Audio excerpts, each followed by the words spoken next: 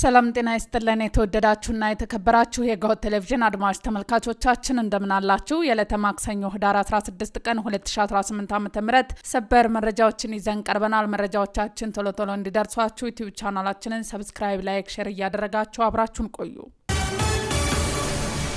በቅድሚያም በፌዴራል መንግስቱ እጅግ አዝነናል ሲል ስምረት ፓርቲ ገለጸ።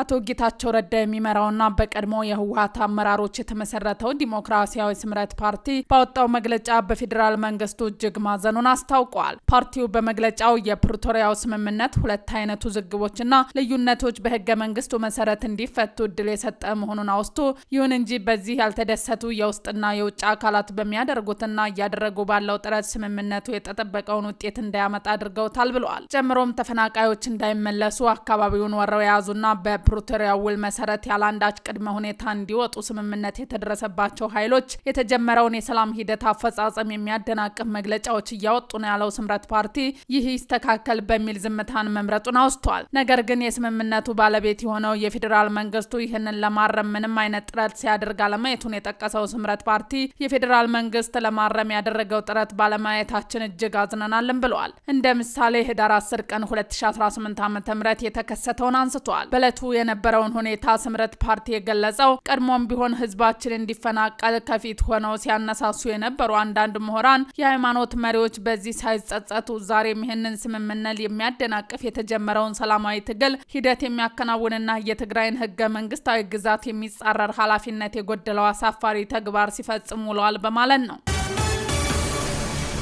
የፌዴራሉ አቃቢ ህግ በቀድሞ የሰላም ሚኒስተር ዴኤታ ታየ ደንደአ ላይ 3 አዳዲስ ክሶች መመስረቱ ተሰማ። አቃቢ ህግ በታየ ላይ አዲስ ከመሰረታቸው ክሶች መካከል አንዱ የህወሓት ኃይሎች በ2013 ዓ.ም በመከላከያ ሰራዊት ሰሜን እዝ ላይ በፈጸሙት ጥቃት ዙሪያ ተከሳሹ ሐሰተኛ መረጃና የፕሮፓጋንዳ አሰራጭተዋል የሚል እንደሆነ የታየ ጠበቃ አበራ ንጉስ ተናግረዋል። ሌሎች 2 ክሶች ደግሞ ከጸረ ሰላም ኃይሎች ጋር በማበር መንግስታዊ ስርዓቱን በኃይል ለማፍረስ ማሴርና ድጋሜ መታሰራቸው በፊት ሆረን ኮንቨርሴሽን ለተሰየ የበይነ መረብ ጣቢያ በሰጡትና እስር ላይ ሳሉ በ3 ክፍሎች በተላለፈው ቃለ ምልልሳቸው የአገርን ደህንነት አደጋ ላይ የሚጥል የተሳሳተ መረጃ አሰራጭተዋል የሚሉ መሆናቸውን ጠበቃቸው ተናግረዋል። ፍርድ ቤቱ በአዳዲሶቹ ክሶቹ ላይ የተከሳሹ መልስ ለመስማት ለህዳር 23 ቀን 2018 ዓ.ም ተለዋጭ ቀጠሮ መስጠቱን አስረድተዋል።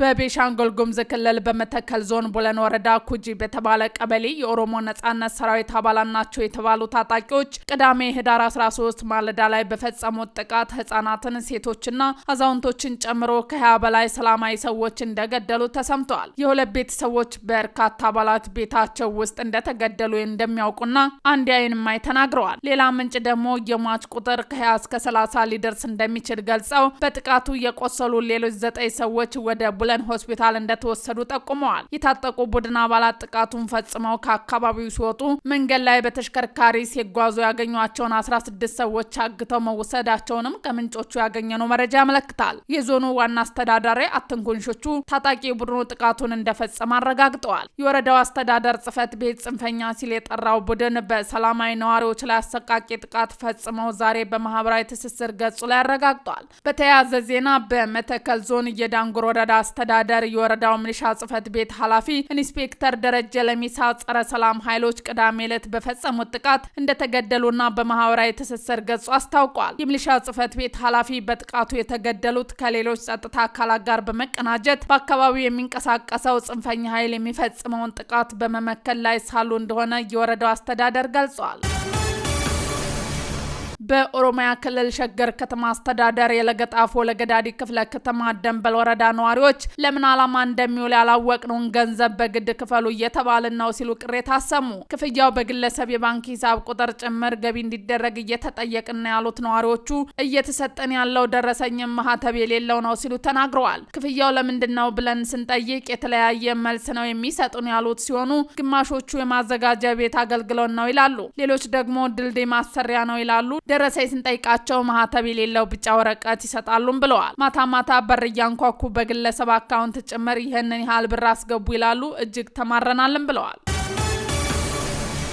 በምርጫ ቦርድ ህጋዊነቱ የተሰረዘበት ህወሓት የአፍሪካ ህብረት የፕሪቶሪያው የግጭት ማቆም ስምምነት አደራዳሪ አካል የስምምነቱን አተገባበርና የሌላ ዙር ጦርነት ስጋትን ለመገምገም በአስቸኳይ እንዲሰበሰብ ጥሪ አቀረበ። የህወሓት ማዕከላዊ ኮሚቴ ከህዳር 8 እስከ 13 ያካሄደው ስብሰባ ማጠናቀቁን አስመልክቶ ባወጣው መግለጫ አፍሪካ ህብረትና ስምምነቱ እንዲፈረም አስተዋጽኦ ያደረጉ ሀገራትና ዓለም አቀፍ ድርጅቶች ስምምነቱ ከምንጊዜውም በበለጠ አደጋ ላይ መውደቁን እንዲገነዘቡ አሳስቧል። ፌዴራል መንግስት የታጠቁ ቡድኖች በማደራጀትና በማስታጠቅ የግጭቱን ማቆም ስምምነት ጥሷል በማለት የከሰሰው የህወሓት መግለጫ መንግስት ተጨማሪ ጥፋት ከሚያስከትል ሌላ ዙር ጦርነት እንዲቆጠብ በግጭቱ ማቆም ስምምነቱ መሰረት ግዴታውን ለመወጣት ከህወሓትና ከትግራይ ጊዜያዊ አስተዳደር ጋር በመተባበር እንዲሰራና የትግራይን ህዝብ በረሃብ ለማጥቃትና ወደ አመጽ ለመግፋት የሚያደርጉ እንቅስቃሴዎችን እንዲያቆሙ ህወሓት ማሳሰብ ይፈልጋልን ብለዋል። ከጥቂት ሳምንት በፊት በትግራይ ኃይሎች ላይ የተፈጸመው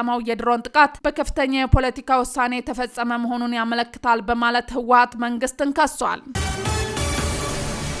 የኤርትራ የውጭ ጉዳይ ሚኒስቴር የኢትዮጵያ ገዢ ብልጽግና ፓርቲ በባህር በር ዙሪያ መግለጫዎችን በማውጣት ኢትዮጵያን የቀይ ባህር ቁልፍ ባለድርሻ እንድትሆን የሚያደርገው ሙከራ የማይሳካ ነው ሲል አጣጥሏል። ሚኒስቴሩ ለኢትዮጵያ የባህር በር ባለቤትነት የሚቀርቡት የኢኮኖሚ አስገዳጅነት፣ የደህንነትና የታሪክ መከራከሪያዎች የማያዛልቁ ናቸው ብለዋል። ሚኒስቴሩ ኢትዮጵያ የአፋርን ህዝብ ማንነት በመጥቀስ በኤርትራ ሉዓላዊ የባህር ዳርቻ ላይ የተፈጥሯዊ መብት አለኝ ለማለት ትፈልጋለች በማለት ተችቷል። የሁለት ሀገር ህዝቦች ዝምድና የባህር በርን ለመቆጣጠር በማስረጃነት ቢወሰድ ኖሮ ኡጋዴንም ወደ ሶማሊያ ሊጠቃለል ይችላል ያለው ሚኒስተሩ የኢትዮጵያ የቆዳ ስፋት የባህር በር ባለቤትነት ሊያጎናጽፋት አይችልም በማለት ሞግቷል። ሚኒስተሩ ኤርትራ ነጻ ሀገር የሆነችው ኢትዮጵያ የባህር በርን ለማሳጣት አልባ ለማድረግ ነው የሚለው መከራከያውም ሐሰተኛና ትርጉም አልባ ነው በማለት ተችቷል።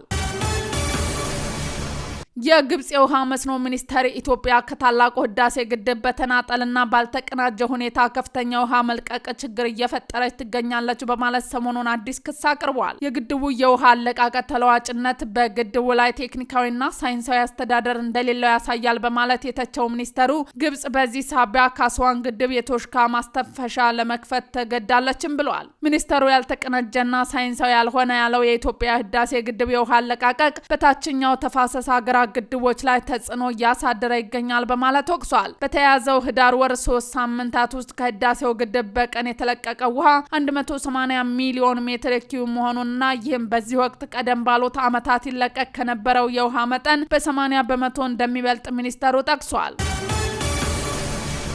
የኬንያው ፕሬዝዳንት ዊሊያም ሩቶ ለጎረቤቷ ኡጋንዳ የባህር በር እንደምትሰጥ ማረጋገጫ ሰጥቷል። ኡጋንዳ በኬንያ በኩል በነዳጅ ቧንቧ በመንገድና በባቡር ሀዲድ አማካኝነት በህንድ ውቅያኖስ ላይ የባህር በር እንድታገኝ እናደርጋለን ብለዋል። ኬንያ የነዳጅ ማስተላለፊያ ቧንቧን የሚያስተዳድረው መንግስታዊ ኩባንያ ከኡጋንዳ ጋር በጋራ ባለቤትነት ለመያዝ ፈቃደኛ መሆኑን የገለጹት ፕሬዝዳንቱ ኬንያ በቻይና እርዳታ የተዘጋውን የባቡር ሀዲድ በቅርቡ እስከ ካምፓላ እንደምትዘጋ ይፋ አድርገዋል። ፕሬዝዳንቱ ለኡጋንዳ ይህንን ማረጋገጫ የሰጡት ፕሬዝዳንት ዩዌሪ ሙሴቬኒ ኡጋንዳ በኬንያ በኩል የባህር በር ካላገኘች በሁለቱ ሀገራት መካከል ጦርነት ሊቀሰቀስ ይችላል በማለት ከተናገሩ ከቀናት በኋላ ነው።